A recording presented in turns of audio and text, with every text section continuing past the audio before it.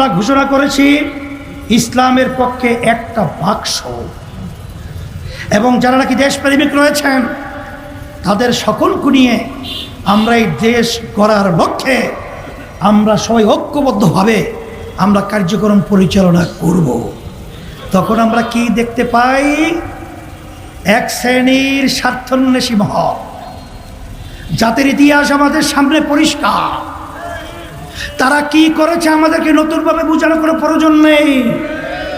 তারা আজকে আমাদের বিরুদ্ধে দেশ গড়ার যারা নাকি লক্ষ্যে কাজ করছে তাদের বিরুদ্ধে বিভিন্ন ষড়যন্ত্রে লিপ্ত হয়েছে। কিন্তু আমার মন বলছে 5ই আগস্ট খুনি এবং ফ্যাসিস্ট গুমি টাকা পাচারকারী হাসিনা বুঝতেও পারে নাই তার দেশ ছেড়ে পালাতে হবে।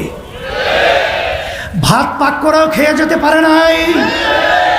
আমিও তাদেরকে স্মরণ করে দিতে চাই, হে চাঁদাবাজরা, হে খুনিরা, হে স্বার্থান্বেষী মহল, বাংলাদেশের মানুষ, ইসলাম প্রেমিক মানুষ এবং দেশপ্রেমিক মানুষ আজকে রাস্তায় সর্বত্র ঐক্যবদ্ধ হয়েছে।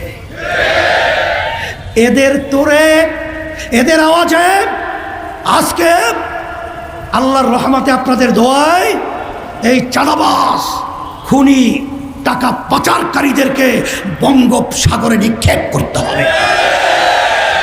আর সকলকে দেশ গড়ার, ইসলামের কল্যাণ, মানবতার কল্যাণের জন্য আমি সকলকে উদাত্ত আহ্বান জানাচ্ছি।